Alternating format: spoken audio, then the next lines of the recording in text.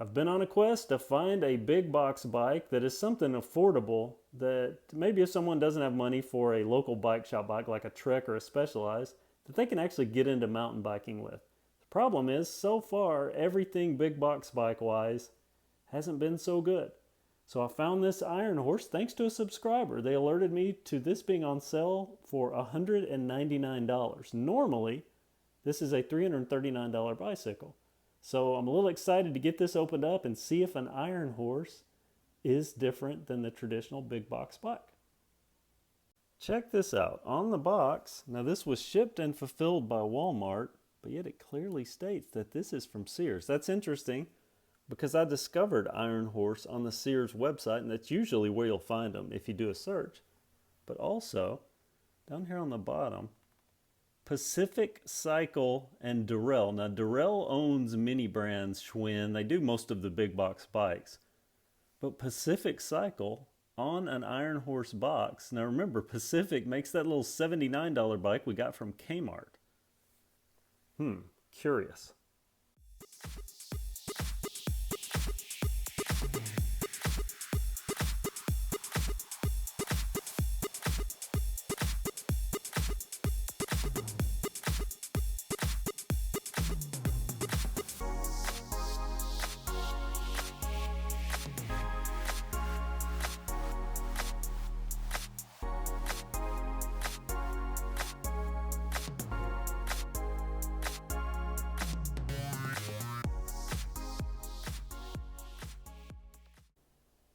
Usually when I do a bicycle video, follow the same sequence. Do an overview video, which may include the unboxing if it's a big box bike. And then I'll take it out to a trail, usually the same day that I get it, and shoot that video, and that gets uploaded days later. Well, the first part of this video was the unboxing. We're actually days later from that unboxing. So I've had this for a few days now, and I've ridden it quite a bit. So I have some opinions and some experience with the bike. Before I get to those, let me just tell you the initial impression upon unboxing this bike is exactly probably what yours is by looking at it. And that's like, man, this is a nice looking bike. It actually is, and it has some really good components on it for the money. A couple of shortcuts, we'll get to that in just a bit.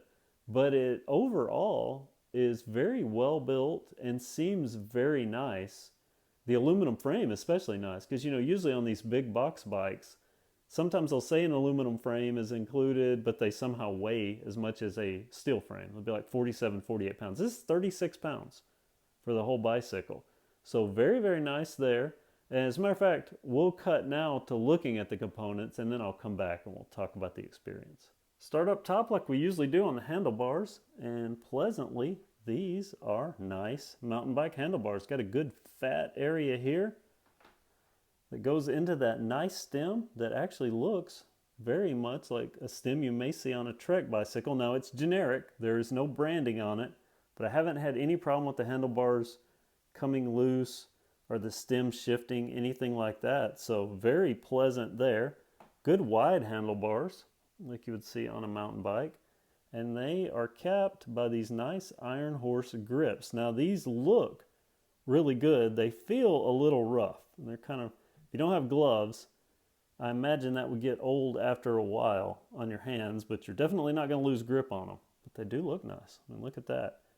You have Shimano Easy Fire trigger shifter system here. 7-speed. I don't know, well, you can see that because of the light. But 7-speed on this side. On the other side over here, 3-speed. Very nice trigger shifters. Feel very good, very solid. That's up top. Moving down to the stem tube, we have a really nice IronHorse placard, kind of a Ferrari look there. Stem tube goes down into our front suspension, which, as I have mentioned, is an SR Suntour. This is the, I think it's XCT V2. 75 millimeters of suspension travel here. Now this is the same travel and the same brand that is on my Trek 820, but this actually has a preload adjustment where my Trek 820 does not. Moving down to the tires, really good aggressive knobbies on these tires. Innova brand, not familiar with that brand. Rims that look very similar to the rims, these are 26 inch. Very similar to my 820 rims, minus the little groove that's normally there for pad brakes. But of course this bike comes factory with disc brakes. Now these aren't Pro Tech, they're ProMax. Never heard of that brand. See, they've still got an adjustment sticker. But they settled in immediately and have worked very well. And we have a quick release for our front wheel. But the disc brakes, the tires, the rim, and the front suspension setup, connecting up to these very nice handlebars and grips, very, very nice, very impressive. Moving down to the frame, have that aluminum lightweight frame, some Warrior 3.1 graphics on the top tube, and this beautiful finish. As a matter of fact, it's clear coated over the graphics, so it's very smooth, they won't peel off. Have this IronHorse branding down here that kind of twists up. Also have the mounts for your bottle cage here. Now connected to this top tube, have a suspension that at first glance looks like the one on that Hyper. This actually has a brand on it. It says Sereno K-Class. Couldn't find anything on that, so I assume still cheap stuff, but it appears to work better. At least it would handle a load. When I would really put some weight on it, it handles loads. It doesn't bottom out when you sit down on it. And it has these more beefy supports here, and then this nice little cage frame here connecting to the seat tube, which connects to the seat stem that is aluminum. This is not steel, it's aluminum. And that goes up to a saddle that's moderately comfortable. Has a little logo there, some logos on the back. It's an okay saddle. I mean, of course, I've never really been happy with any factory saddle. Got some dust on it there. We've been out riding it. Working our way down, we get to the seat clamp quick release, as you would expect, but this one's actually fairly decent quality. Let's go down to our crankset here. We have front crank 3-piece, not sure the gear ratio, but you can look that up online if you want to. Seems to be okay.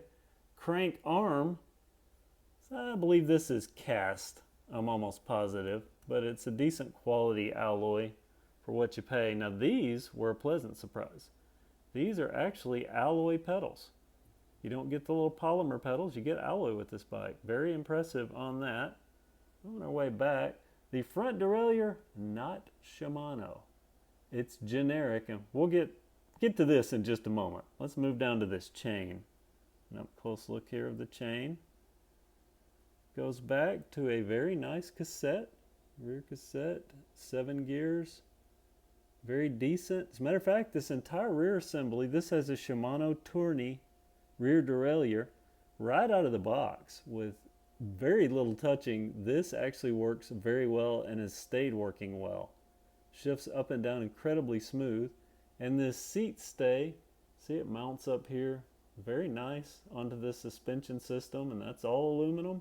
Just has graphics on it. The chain stay, just graphics, your standard chain stay. Now it does have that little protective clear sticker to help keep from chain slapping there at least 1 or 2 times, right? This is one of the questionable decisions. They used a rear linear pull brake. I don't know why, but the disc up front, I guess that's what you get for 199 bucks. Try to cheap out. They give you just this linear pull. It works okay. It's connected to the same rims as are on the front with those Innova tires with the very nice tread.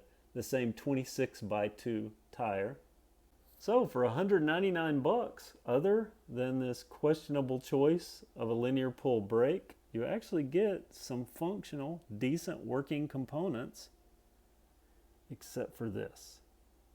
This is where they ruined what would otherwise be an excellent bicycle, and that is because they chose a non-Shimano front derailleur. As a matter of fact, it's just generic. It looks just like the front derailleur that's on that $79 Pacific Evolution bicycle, just without a little sticker here. Which is sad because on the rear, they chose Shimano.